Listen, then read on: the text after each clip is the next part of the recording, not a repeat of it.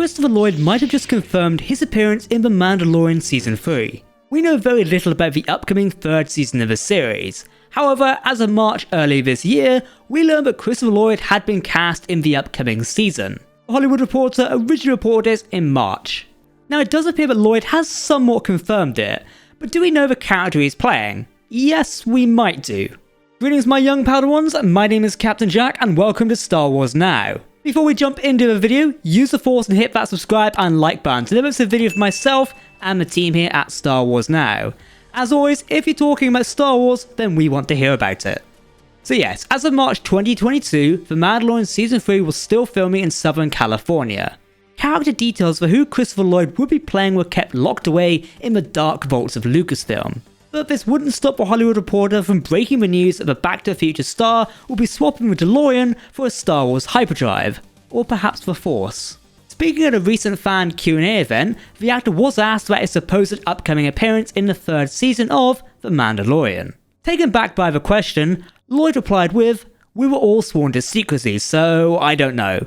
This can be taken as confirmation that Christopher Lloyd will appear in The Mandalorian. However, it's not official confirmation from Disney or Lucasfilm, but if you pair his comments with the Hollywood Reporter article from March, it now makes total sense and basically confirms it. So, who is Lloyd playing in The Mandalorian Season 3? Our theory is all about the Legends character of Joris Kyboff. You might have heard that name before, but if you haven't, then let's quickly explore the character and who he is, then how he'll potentially fit into the Mandalorian storyline. Stick around.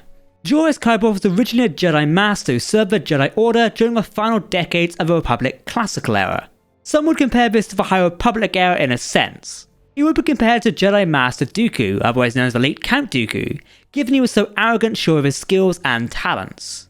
Joris also viewed non-Force sensitives as inferior to himself. The Jedi Master would meet his end during the Republic Outbound Flight mission, a failed mission which would see his fall to the dark side and eventual death. Now if you thought this wasn't the end of him, think again.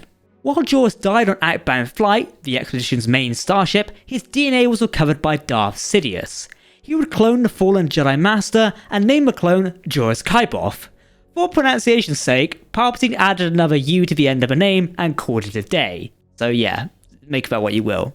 The clone would become the guardian of Palpatine's Dark Vault, secretly located on the Imperial planet Wayland at Mount Tantiss. We'll come back to Mount Tantiss later on in this video, as it's very recently become canon again. You know, I really wanted to just say it. Somehow Joris Kyboff has returned. Somehow Palpatine returned.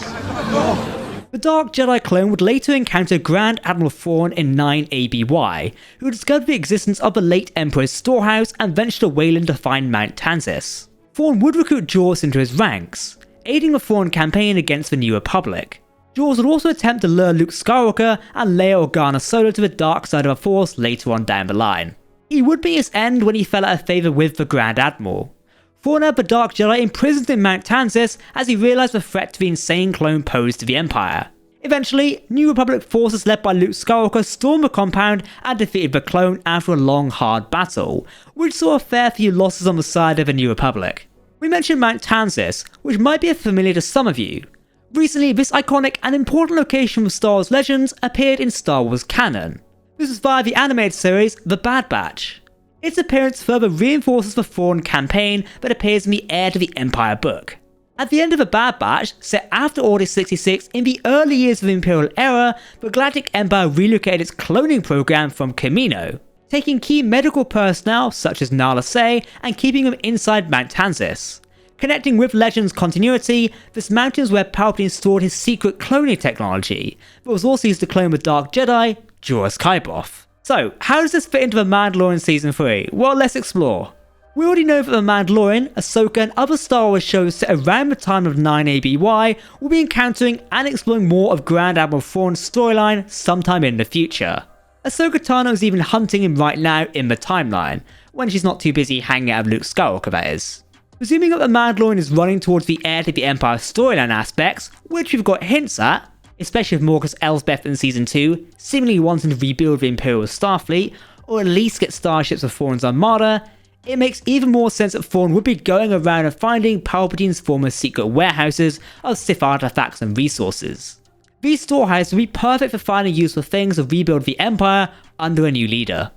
Given both Imperial clone technology appears in both continuities, it wouldn't surprise me at this rate if a Jaws storyline does come to pass. It's likely we'll see Thrawn encounter the Dark Jedi, or perhaps our lead Mandalorian himself, Din Djarin, given his ability to walk himself into weird and wonderful situations. Christoper Lloyd is a fantastic and well-versed actor. Taking on the role of a Dark Jedi such as Jaws would make total sense. Even say redesigning a character for the upcoming season would also make sense as well. Jon Favreau and Dave Filoni have already displayed they're very much in touch with the history of Star Wars legends, so it makes total sense what they're up to here. Some could argue that Jaws is crucial to the Thrawn campaign, and if rumours about the last chapter of Mandalorian Season 3 being called Heir to the Empire, it would make even more sense to display this and sync the canon and legends continuity together. I know some of you would love that idea. Following this year's Star Wars celebration, we learned that the creative team for The Mandalorian were already thinking about the show's future. Bear in mind, this is before the third season's even seen the light of day. I mean, we don't even have a trailer, by the way. But it has been confirmed that Jon Favreau has already been writing scripts for the fourth season of the series. Oh, and we now know the fourth season will start filming in September 2022, so not long away now.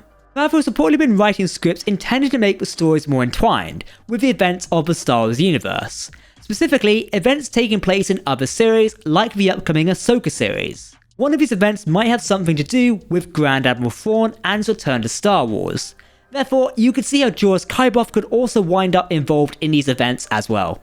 Jon Favreau said the following during an interview with Cinema Blend. With television, we're very lucky we don't have to rush things through in an hour and a half to 2 hours. We get to tell stories slowly.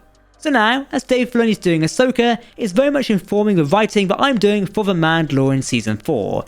It becomes, how should I put it, more precise.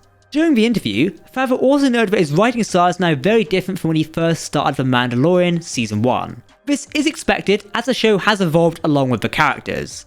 Din Djarin is in a different place than how he was originally. He's not just a bounty hunter anymore, he's a part of something bigger. Jon expanded on this by saying the following. When I was writing the first season of The Mandalorian, I could do anything, set it anywhere. Dave Filoni would read it and we'd go back and forth, I would adjust and there it was. Now we have to figure out why there are certain Mandalorians who wear helmets and certain ones who don't wear helmets.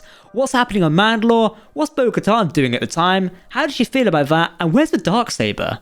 So this is basically what I just personally mentioned. The Mandalorian area of the Star Wars universe has grown even larger. As such, the writing process is now much more expanded and different than it originally was. You've got all these characters and interesting things to play with, not just The Mandalorian as a sense, but in other series as well. So yes, while we eagerly await the Mandalorian Season 3 trailer that was shown off at Star Wars Celebration, you lucky people, you can bet we're theorizing on what's next in the Star Wars universe, so stay tuned for that. Okay, Exalted Ones, that's it myself. Do let me know what you think of today's news. Is Christoper Lloyd confirmed for the Mandalorian Season 3? Yes, I'd say he is. Don't forget to hit that subscribe button to keep up to date with the latest Star Wars news, lore, and more. You can also follow us on social media as well, but make sure to let us know what you think in the video comment section below, because if you're talking Star Wars, then of course we want to hear about it. That's it for myself today on Star Wars Now. I've been Captain Jack, and we'll see you next time. May the Force be with you.